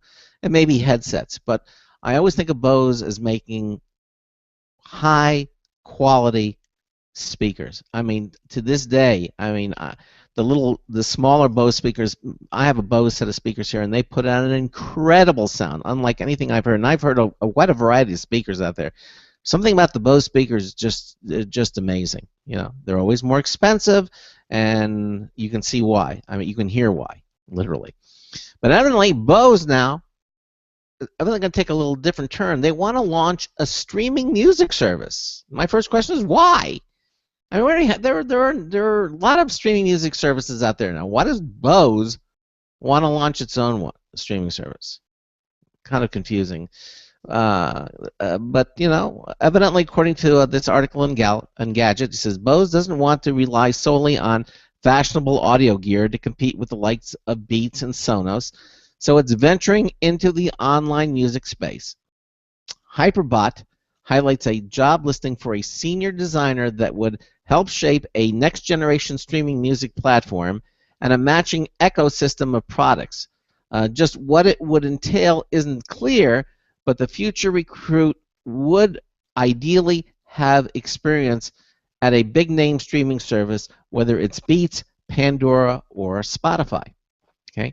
Now they go on. We've asked Bose. Engadget has asked Bose if it can elaborate on its plans, although it's likely still early in development if it hasn't hired key architects. It's not hard to see where the company could go, though. A music service would give Bose a direct equivalent to Beats music, at a minimum. It's something to pitch to its customers at the same time as they pick up new headphones. Yeah, that could create problems, though, for Bose's relations with Apple in the long run, since it only recently got some products back into Apple stores. Apple may be less than enthusiastic about selling devices that undermine Beats headphones, Beats Music, and iTunes in one fell swoop. Yeah. However, a music service may play an important role in network devices like the company's SoundTouch speakers. It would give newcomers something to play without having to check out competitors and might keep them locked to buying Bose hardware in the future. Okay. There's no telling that such a strategy would work. Sonos' speakers have done well without a first-party service, thank you, but it could give Bose an advantage in the increasingly cutthroat home audio world. You know, I don't know. What do you think? You know, they're trying to find ways to diversify, and they're trying, and it's that whole vertical syncing that businesses like to do, where if they provide the hardware, why can't we provide the software? Why can't we provide the ecosystem that people use to use our products? It worked with Apple. That's what Apple does. That's what they do. You know. Yep. But of course. But I mean, not everyone's Apple, and I don't think this world could sustain multiple Apples. Like not as big as Apple is. No, not as. I don't think Bose would ever be that. Although I think Bose should stick to what they do best, and that's make these incredible sounding speakers and headsets, and noise cancellation technology. I mean, I think they've got the market on it. I have not heard anything as good as Bose, and they've been around a long time. The big question would be, why would anyone want to use Bose rather than iTunes, rather than Amazon, rather than whatever music streaming service you currently use? What does Bose have to offer that others don't? And you can't say it's oh well, it sounds better on a Bose system. Bose music sounds better on a Bose system, because that's obviously just not true. That's not so right. It's they're gonna have some kind of catch. Mm-hmm. And I'm not sure what that would be. We don't know what that's gonna be. So. No. Well, that's it. Okay. All right. So this next story is this actually sounds like an interesting one. This one is from time.com, and the title of the article: "Here's why you'll pay less for your wireless plan next year." Okay. Because I mean, if you've seen TV or heard radio or any of that kind of thing, you'll know that people are slashing wireless phone bills like crazy. Be it T-Mobile, be it AT&T. I mean, there are just deals flying in your face left and right. So, carriers like Verizon, AT&T, and T-Mobile are fighting a price war that could last months. This hasn't exactly been a banner year for wireless carriers. While the S&P 500 has risen 8%, AT&T and Verizon, which together control about 83% of the wireless market, wow, are down 8%. Okay. Even though the stocks are up, theirs are particularly down. The two companies have fared especially poorly in the last month.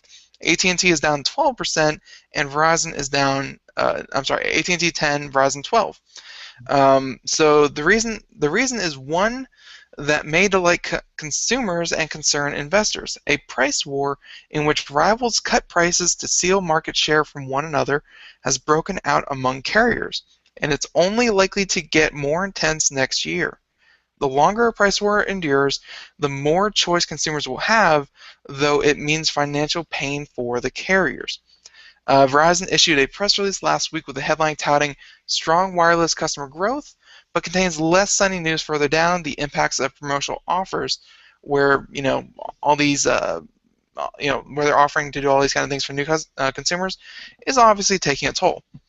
So churn, which means, and so what we're seeing, quote, what we're seeing is a pretty exciting period here at Verizon Wireless.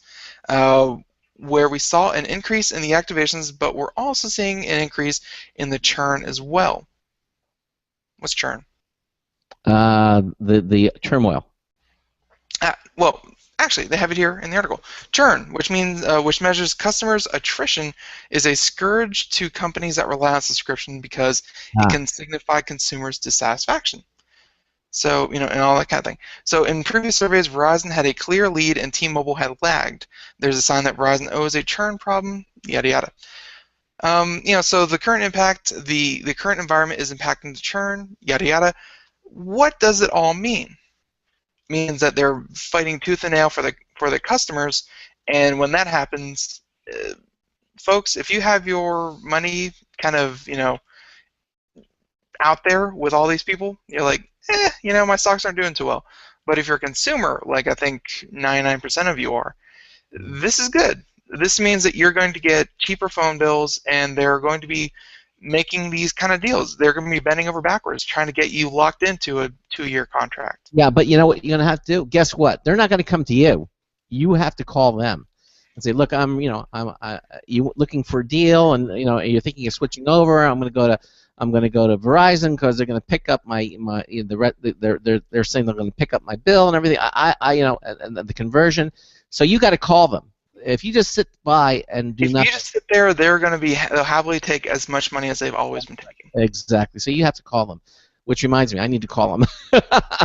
And there have been just the commercials alone. They say, hey, we'll more than happily, break your contract and we'll pay any fees. Just come on over. It doesn't matter how much time you have left. They're extremely attractive offers. Yeah. So I'm gonna call them and figure out what it is that we can do to get our bill down too. So. In a price war, most of you should be doing that as well. Yeah, as well, exactly. But that's a good point. That's an excellent point. And just that's a little tip. If you haven't done it, call your local carrier, and say, hey, what kind of deal can you do for me? Because I'm thinking about going over to XYZ company because they're going to pay your contract off, and what can you offer? All right. So again, we're doing more. Here's an interesting story. This is from TechHive. Google purchased Nest. The little thermostat, little round thermostat, high piece of technology. Well, according to TechHive, Google Now, that's the service. Google Now gets Nest thermostat integration. Again, he says, here's a neat trick you can try if you own a Nest thermostat.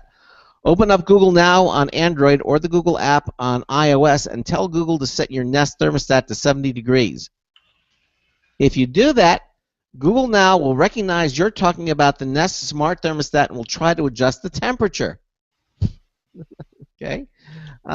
Months after Google acquired Nest, the popular smart home company is finally joining forces with its parent company to harness the power of Google Now and the Nest thermostat. To get the future to actually work, however, you must first authorize the Google app to integrate with Nest. Once that's done, controlling the temperature at home is as easy as saying, OK Google. Now, the impact on you at home is this. They say that we've been expecting Google Now integration with Nest since June, when the Google-owned company announced that the Works with Nest program. Nest integration with Google Now will no doubt kick up controversy over user privacy, but deep integration between the various smartphone platforms and smart home products also promises to make these tools more effective. If Google Now can detect when you're close to home, for example, Nest can more accurately adjust its schedule to suit you. Relying on Google Now or Cortana or Siri is a far better solution than a jumble of third-party apps for your toaster, coffee maker, thermostat, and lighting system. So we asked the question, are you in? Google Now enables two different kinds of interactions to start. The first is the kind of behind-the-scenes operation that Google Now is famous for. As you head home, Google Now will ping your thermostat and get your home prepared for your arrival. When this happens, a Google Now card will show up on your devices to alert you what's going on. The second feature allows you to adjust your temperature remotely using the OK Google voice command feature of Google Now. Google currently has a web page set up showing off these two features and a Yes, I'm in link to opt in to integrating Google Now with your Nest thermostat. When you click that link, you'll be directed to Nest's sign-in page where you can complete the integration. And there's an upgrade to this. They came out today. Shortly after this article was originally published, detailing hidden hints of Nest integration found within Google Now, Nest officially announced integration with the Google app, and they have updated the article to reflect that. So there you go. There it is. So now you can. It seems like everyone's trying to invent that that one whole home automation system that's going to control everything for you, because right now every device that comes out has their own system, and not always does it play well. So it seems like, oddly enough, it's Microsoft, Apple, and Google that are trying to position themselves to be your whole home automation solution. Be it using Cortana, be it using Google Voice, be it using Siri to control your home. And which is weird, because yes, they make your phone, yes, they make your computer, yes, they make your tablet. They don't exactly make your, they don't make your thermostat, they don't make your toaster, they don't make any of that kind of stuff. But they're more than happy to jump in and control it. Although Google seems like they're more than willing to jump in and Since they bought Nest, and Google has a tendency to foster pet projects, they probably will eventually make your toaster. And then there's something else which you may not have considered, and that is, can we be overly integrated here? I mean, how important is it really, for me to adjust my thermostat when I'm 10 minutes away from my home?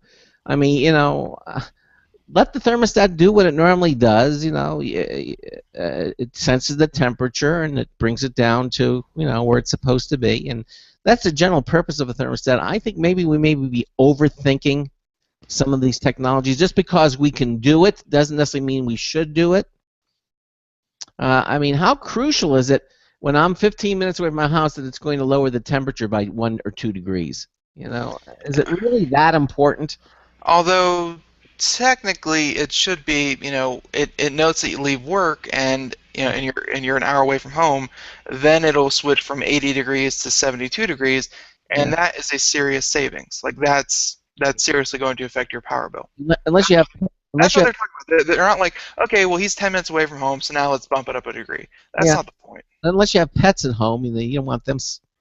Well, then you take different considerations, but you're talking about in general. That's what they're considering. I mean, it looks cool. Don't get me wrong. I think it's great, and I think it's try. But I think after the newness wears off, I don't know. Just setting the thermostat to monitor the temperature, and I don't know if I want my house baking when I'm away from it, and then come back and it's cool, because when the house gets overheated, that's not good for the home either. Where you don't see a value to it, others do, including myself. Okay, well, all right. I think maybe we're just overthinking this just a little bit. I'm not against the Internet of Things. I think that's a wonderful idea. I'm just saying some of them though can be a little silly. You know. Some people think so, but I mean, like, it's we're at that point where so many computer chips are being manufactured.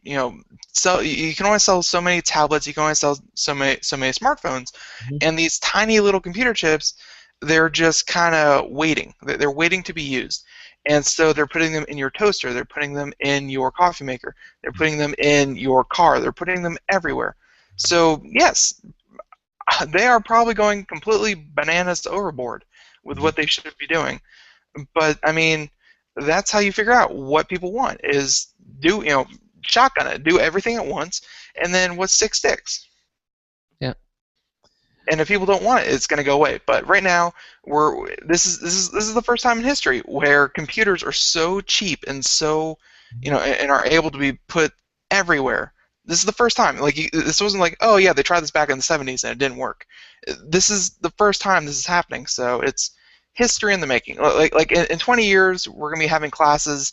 We're gonna be like, oh man, do you remember back in the 90s or in the 2010s when they were putting computer chips in coffee makers? How silly were they? It's progress. Yeah. Well. Okay. You're supposed to be excited about it. It's supposed to be happy. It's yay. I am happy. I'm just saying. I have a computer in my thermostat. This is amazing. Yeah, it is amazing, but I'm just saying, there's got to be a point where it gets to be border on being silly, So, but now I'm not saying this is it. I'm just saying that it could lead to things like that. I mean, have your toaster, for example, on the internet. Okay, well, I'm all for every appliance in your kitchen.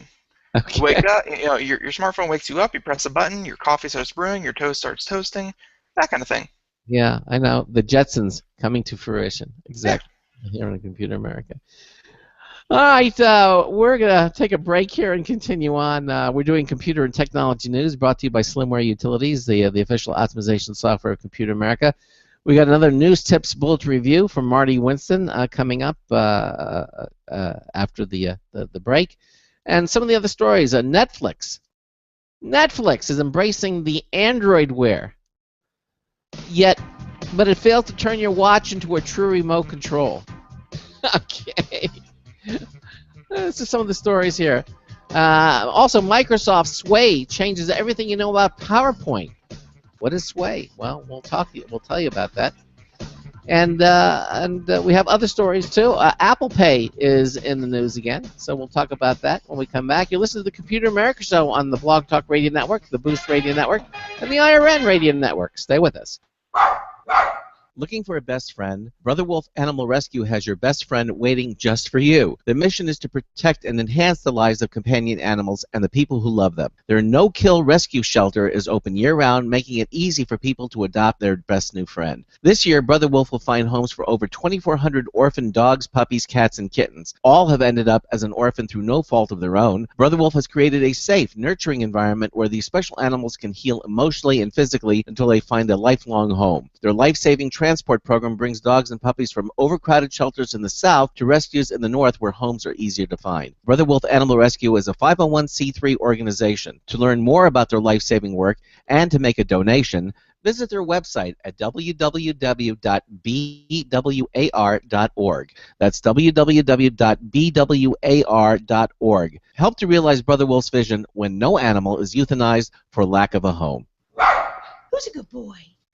Don't complain about your cable bill going up and up and up. Do something about it. Grab a pencil and jot down this special number. 1-866-663-MY-TV. The more cable TV rates go up, the better digital satellite TV looks. So, disable the cable and get more of your favorite channels in 100% digital quality for less money. Call 1-866-663-MY-TV right now to sign up for packages starting as low as $19.99 and up to 4 rooms. And there's no equipment to buy. That includes your free HD TV upgrade, your free DVR upgrade, and your free professional installation. And the best part, the pristine digital picture and sound. Call 1-866-663-MY-TV. So, what are you waiting for? Pull out your major credit or debit card. Call 1-866-663-MY-TV. 1-866-663-MY-TV. Disable the cable, cut costs, and get more. Call 1-866-663-MY-TV. 1-866-663-MY-TV.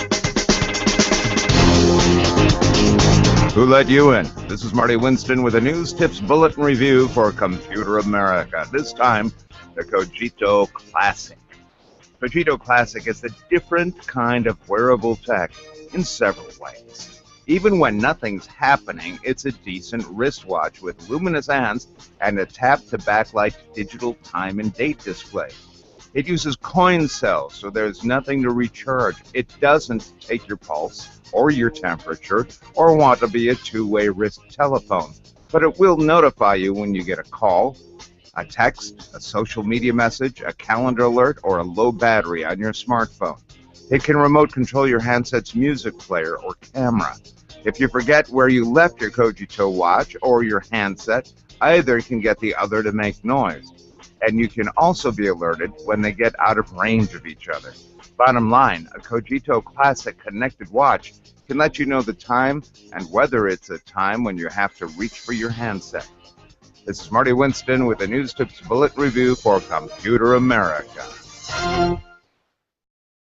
Welcome back to the Computer America Show. It's 33 minutes past the hour, and we are doing computer technology news, brought to you by Slimmer Utilities, of course. And yeah, no, we just left off with the whole story about essentially, how much is too much?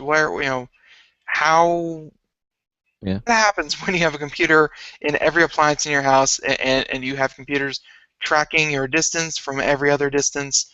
It's starting to get overwhelming, but it's a crazy time. You got to see what sticks, what doesn't. Mm-hmm. Yeah. I agree. There are so many. There's so many things that you can do. I think so many things are necessary, but I think we're getting to the point. It's getting to the point where some of the things can be considered frivolous or extremely vertical, of limited interest to a certain amount of people. But I'm all for offering people a choice, and if they want to be able to do that, they should be able to do that. I'm just saying that it's getting to the point where it might be, hooking your toaster up, or something along those lines to the internet may be a bit much. But hey, I could be wrong. So I think Craig's wrong. So okay, that's it, and that's certainly within your right to think that. Okay, you do the next story.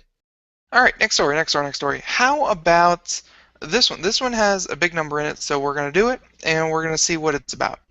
Cards supported by Apple Pay now reflect 90% of card transaction volume in the U.S. Almost 2 months later, the service has the support of dozens of new services and banks. So on Tuesday, Apple announced that 10 new banks have agreed to work with Apple Pay to offer credit card support. It's today, yes. Yep, today. So with those additions, plus the recent additions to SunTrust, Barclay Card, and USAA banks, Apple Pay now accepts credit cards that represent about 90% of the U.S. credit card transaction volume. That number bodes well for Apple and its payment platform. The service lets users buy goods at NFC-enabled terminals in brick-and-mortar stores, as well as pay with a single tap in the iTunes Store and in other compatible apps. The challenge for the adoption of mobile payments platform like Apple Pay and Google Wallet, which debuted 3 years ago, and it really did fail to gain the traction that Apple Pay has already gotten, is the platform developers must build an entire ecosystem from making sure banks will support the platform and let their users upload cards to it, to making sure the NFC-enabled terminals are in enough retailer checkout counters to make it worthwhile for customers to remember to pull out their phones to pay rather than their credit cards. Apple Pay gained a lot from the groundwork that Google Wallet laid out when it pushed mobile payments years ago, and Google gained a lot from the work that MasterCard did with PayPass.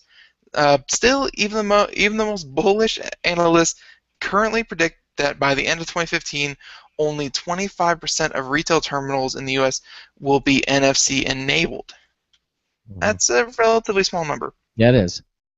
So, Apple is also working to bring new retailers into the fold to get a virtuous cycle going for the mobile payment system.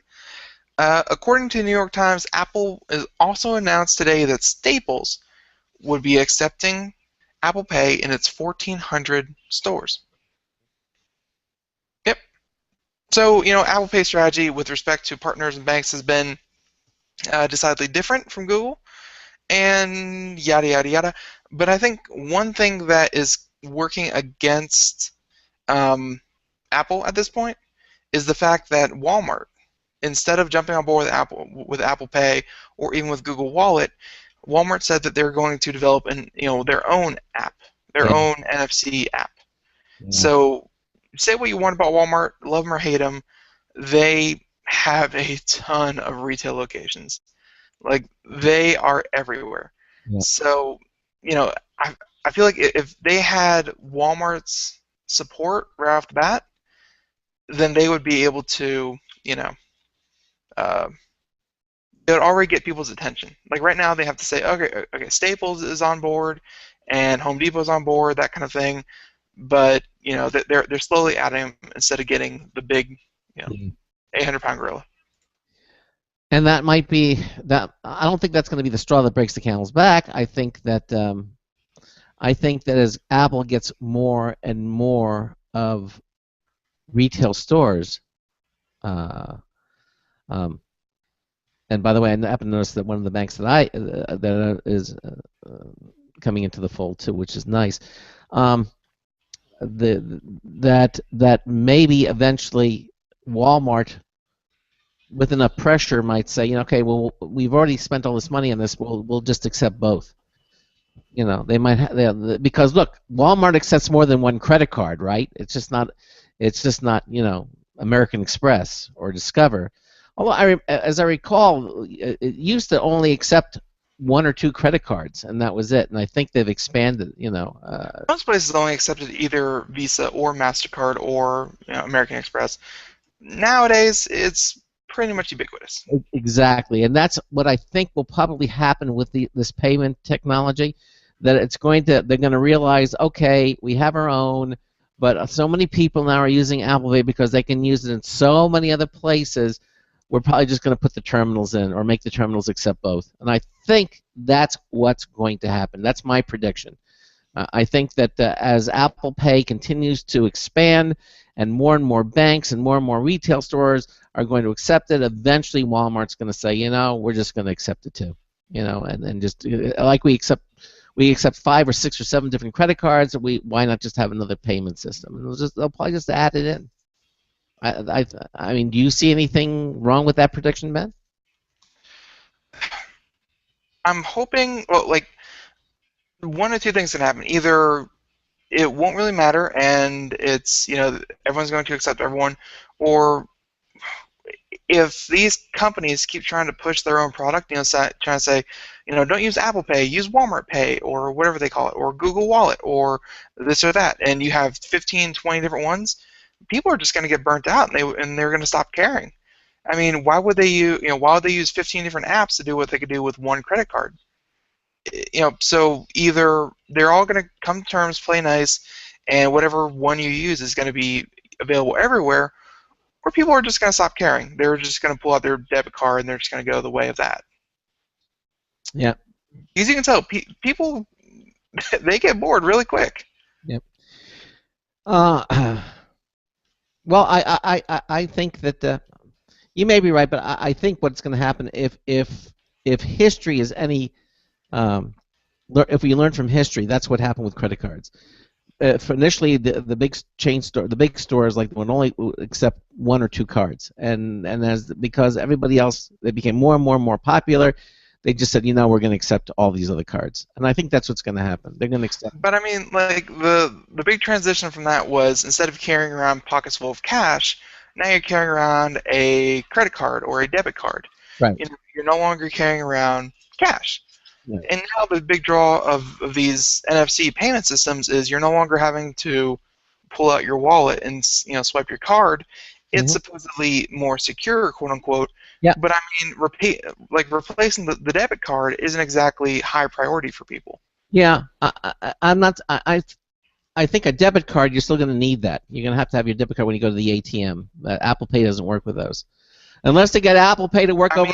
Apple Pay, SunTrust, NCA, whatever your bank is, they totally could start working with ATMs. Well, and then maybe the plastic card will go away. But you know what? People still pull out their checkbooks. You know, I still see it to this day. You say it, but I think you're the only one that still sees it. No, I just saw a woman again. No one else has come on this show and validated your claims. I see it all the time.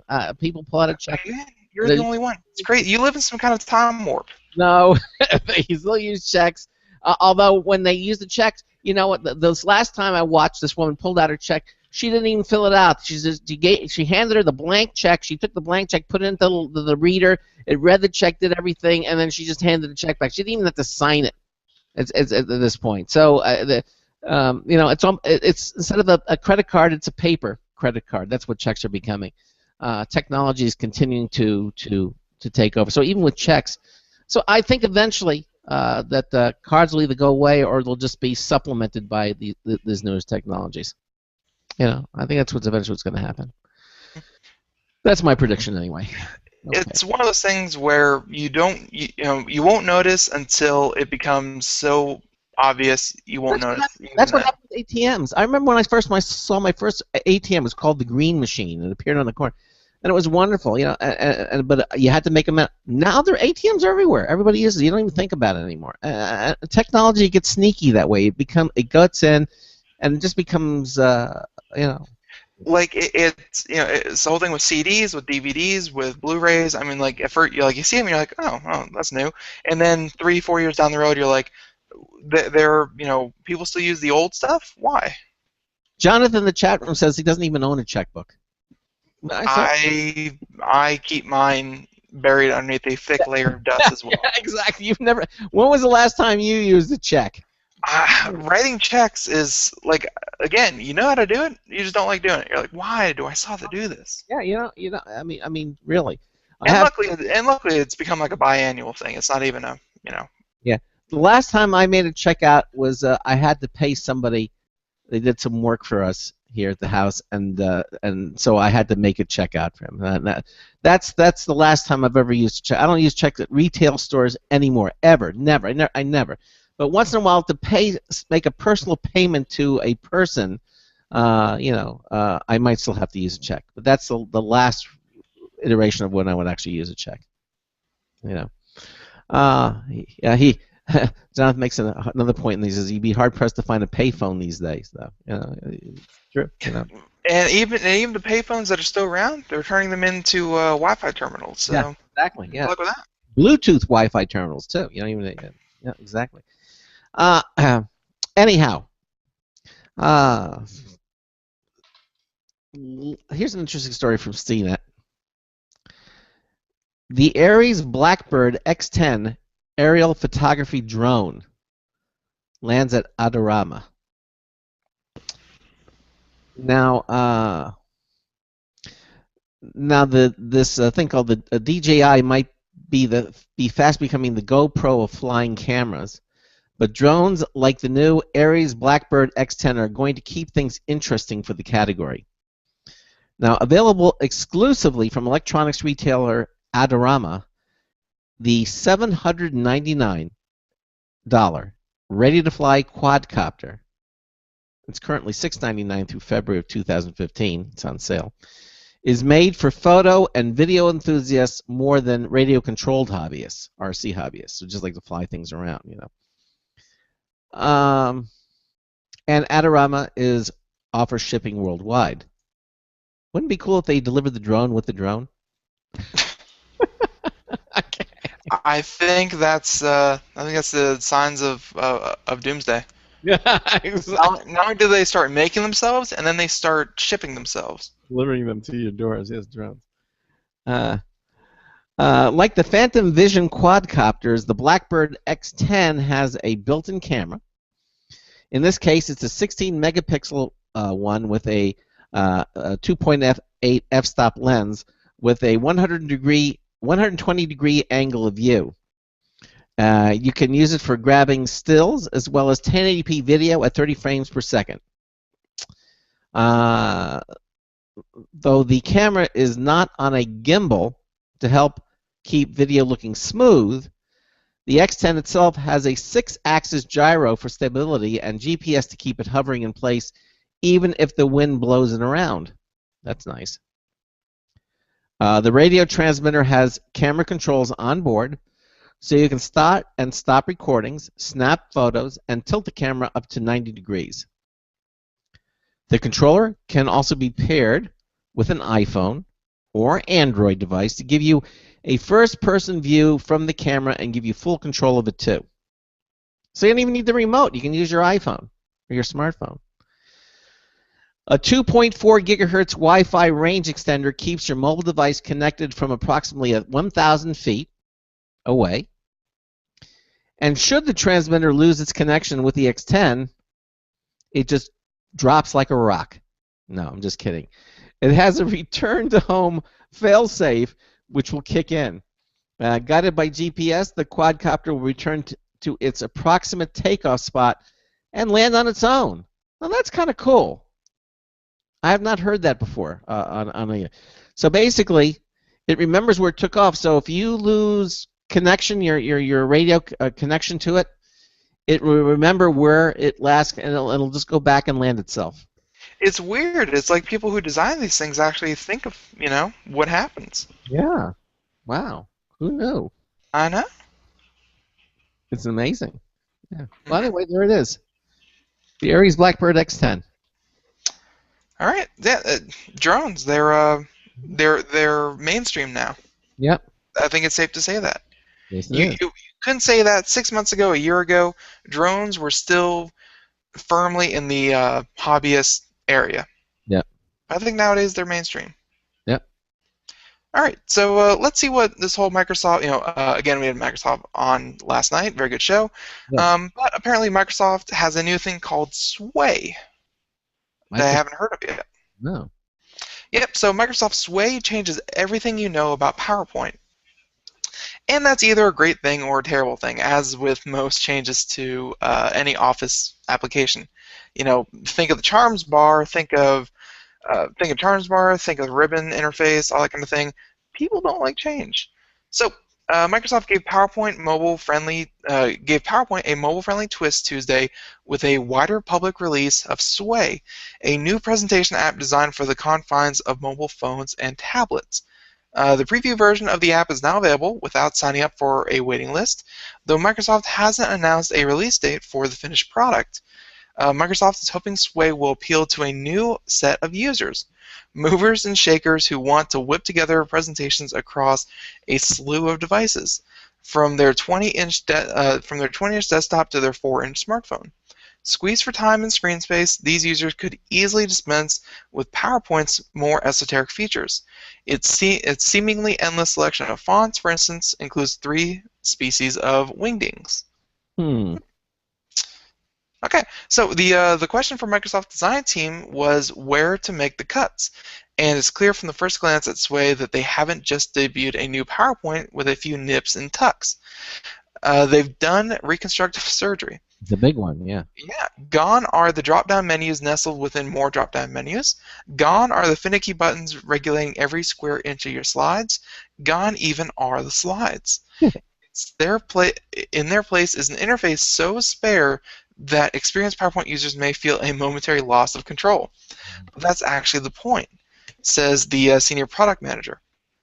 Okay. And, they have a long quote here. Candidly, what we did with Sway was we took the design instincts of real designers and coded them into algorithms. Instead of scrolling through font menus, an icon labeled Remix instantly switches out the font and matches it against a new background. Instead of nudging around headlines, bullet points, and images, each item can be created individually, and the program switches them together into a neat little slide. Yeah. And that word slide is no longer an apt description for the finished product. If anything, Sway's results resemble a very long web page, fit for scrolling rather than flipping. And that seems to be a theme going on with whatchamacallit. It seems to be a theme of websites nowadays. You may notice them, like you actually scroll down them continuously.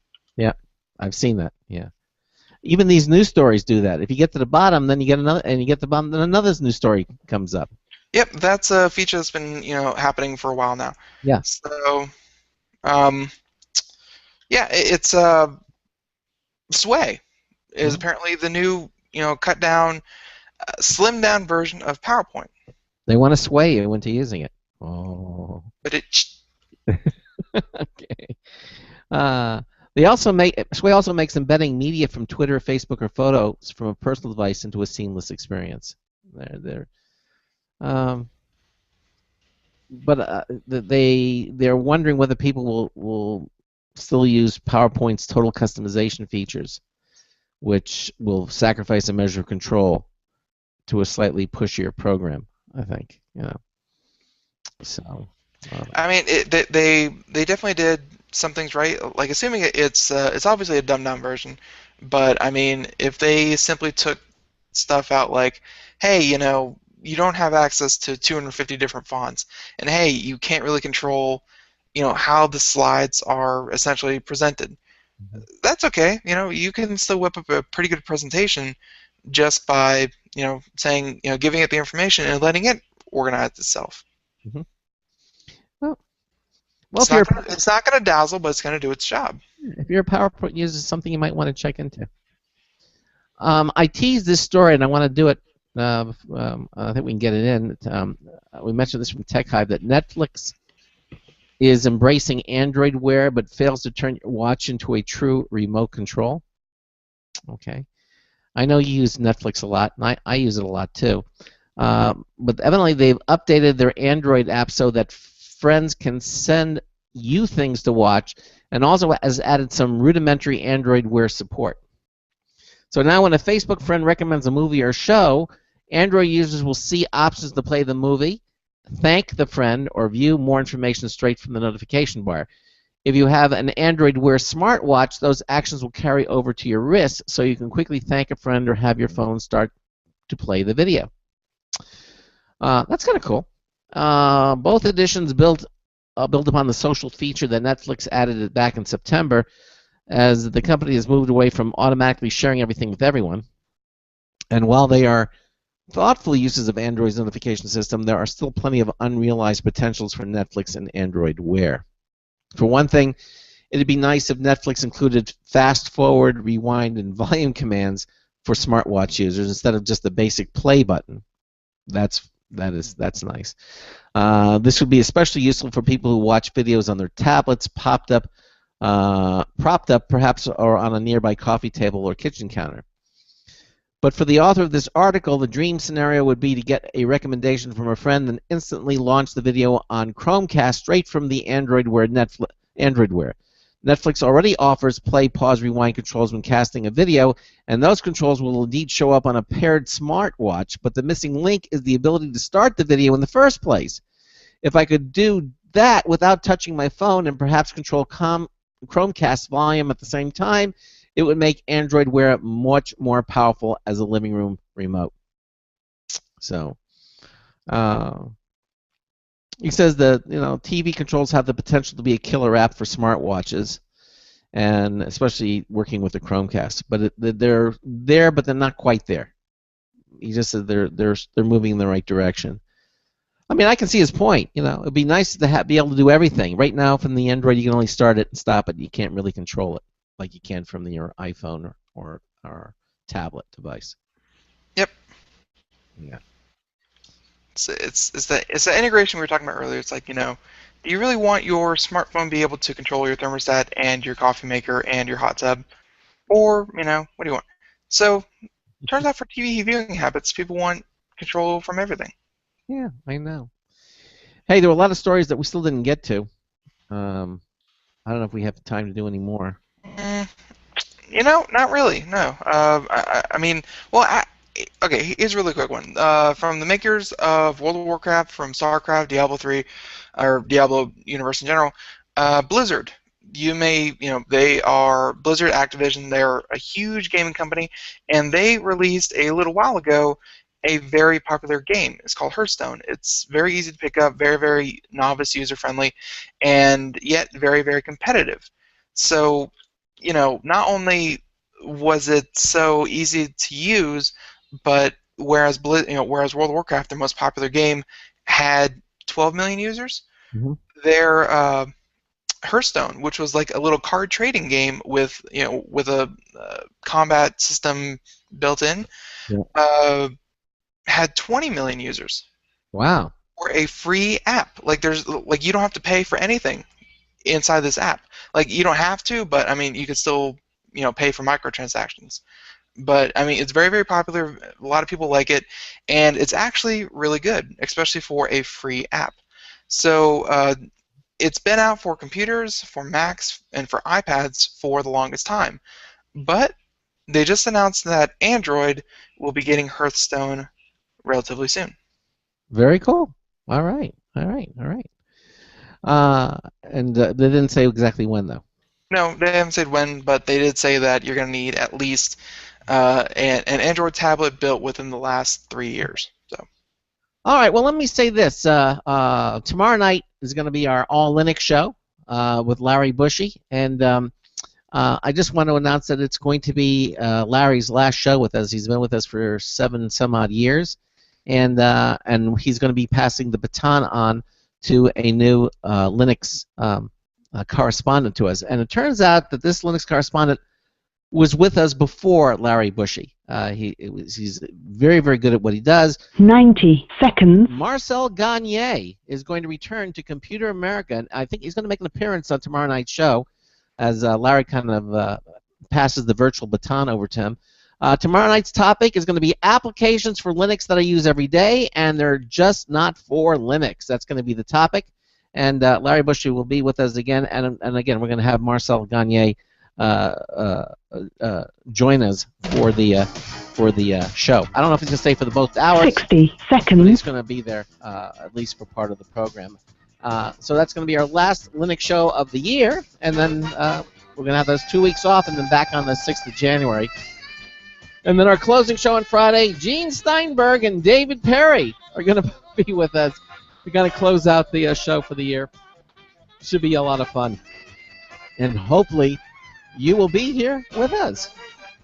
And I got to tell you, if you have any questions about Linux, join us on our Linux show. You're gonna, get your questions answered. It's always a lot of fun having Linux as the topic for both hours. So hopefully we will see you tomorrow night. And so until tomorrow night, this is Craig Crossman hoping that your hard disk never becomes floppy. We'll see you tomorrow night. Good night, everyone. Seconds. She stepped on you again.